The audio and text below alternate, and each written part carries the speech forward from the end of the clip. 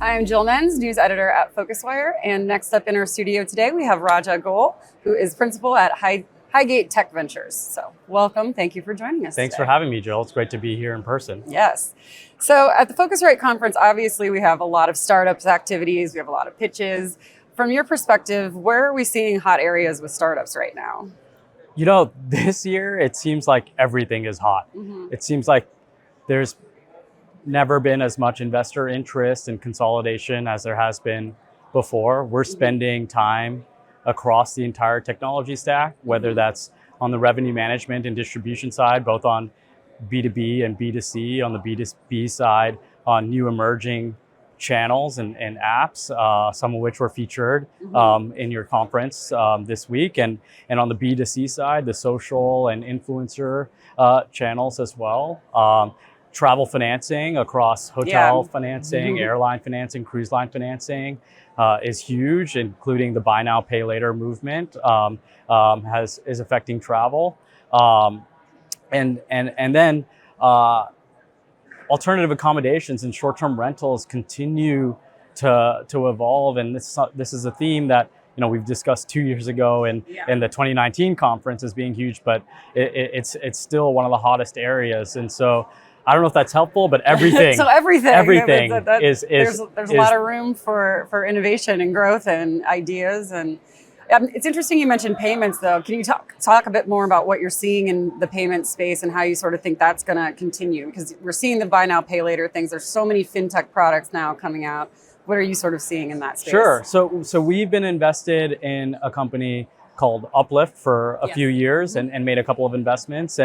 And what we found with buy now, pay later with respect to travel is that consumers are booking earlier, given that as the dates come closer, the prices typically go up. They're booking longer trips or the cart value is increasing as they're able to finance over time. And so that is definitely having an impact in the data that we're seeing. It's also quite interesting to see that forward data for other verticals like cruise and air, like as those markets slowly reopened as another data point of demand. And so I think consumers are changing the way they purchase in terms of how they're finding their travel and also now how they're financing. So this is an area that we continue to stay focused on in terms of fintech and payments. Right, absolutely.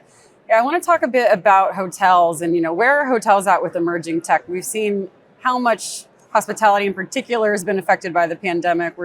There's so many struggles with hotels and staffing and things like that. So where are they sort of at just with emerging tech in general? Sure. So we're always listening to our hotel partners and our guests, and our guests are just expecting more. And so whether that's during the stay experience in terms of contactless check-in or keyless entry or sustainability initiatives, and those are huge areas for us. And in addition to innovative PMS systems that can integrate into these offerings as well. On the hotel side, the hotels have to do more with less. And so everything has moved to the cloud or is moving to the cloud, and you're actually seeing the hotels, our hotel operations colleagues, being large champions of adopting technology in a more meaningful way, given the underlying challenges the pandemic has brought to the hotel business. Yeah, if there was, one area in particular you'd advise a hotel to invest in for their tech, where should they be thinking of, revenue management solutions? Should they be thinking, how should they be prioritizing, given all the other operational challenges going on? Sure. So one of our main focuses is B2B distribution and revenue management. And there's so many tools underneath that kind of serve that strategy, whether that is the revenue management system or the rate shopping or the business intelligence and data solutions that now cover both traditional hotel product and also alternative accommodations as people are thinking through their various lodging options. And so I think your suggestion of revenue management and distribution being a core focus for hotels looking to invest in technology is a good place to start. Yeah. But speaking of tough times, you surely had to give some tough advice throughout the pandemic. Can you talk about maybe some tough advice you've had to give and the response to that? Yeah.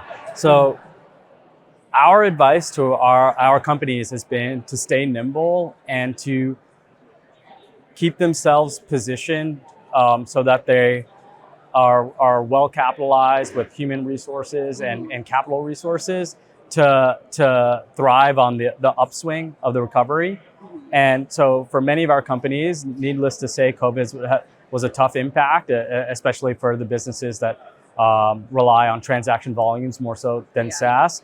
But those companies had to make tough decisions, but never sacrificed on their focus on innovation. So we've kept the focus on innovation over those 2 years, and we've seen tremendous results. And now it's quite exciting to see green shoots as the global market starts to reopen. But you're right, it was a tough time. But to the point on innovation, what better time than now to find new solutions and to find ways to adapt your business and, make those investments and just try to come out of this on top as best you can.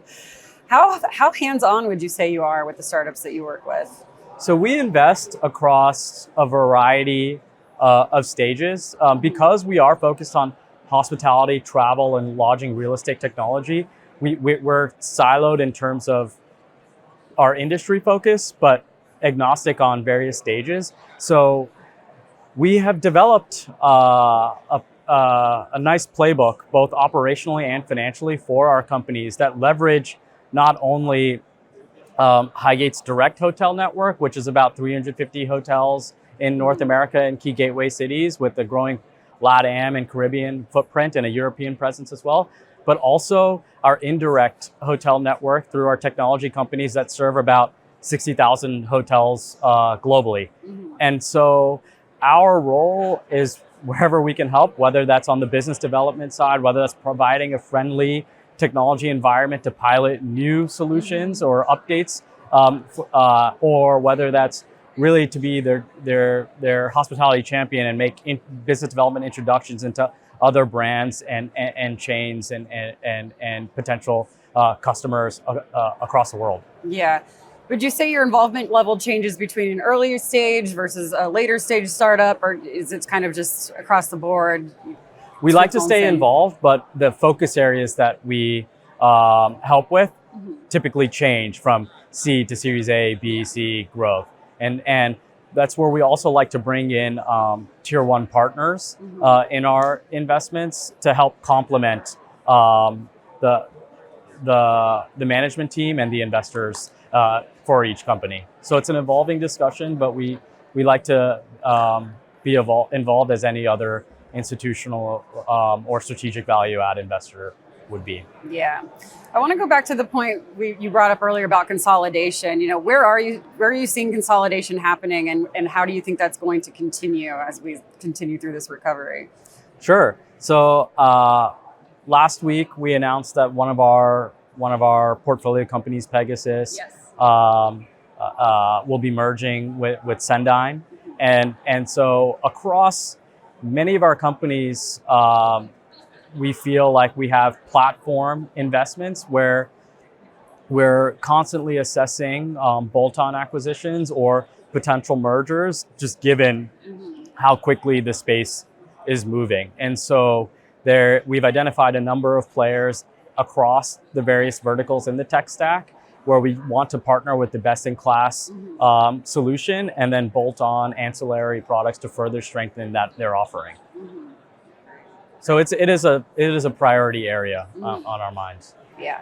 I just kind of want to wrap this up. Have you seen any startups here that have excited you yesterday or since you've been here at the conference? Yeah, you don't have to name them. You could just say. No, it's fascinating to see the startups at the conference. It's great, actually, the timing of the European companies that are able to come here. So, many of those companies we've been speaking to for months or even since last year and been able to see in person. So most of my conference is meeting many of these companies in the breakout sessions or the Young Leader Summit or the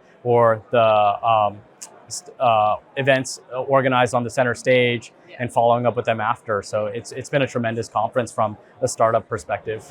We're just so glad everybody can be together in person and that we're not sitting behind screens. So, but awesome. Thank you so much. Really appreciate it. Thanks for having me.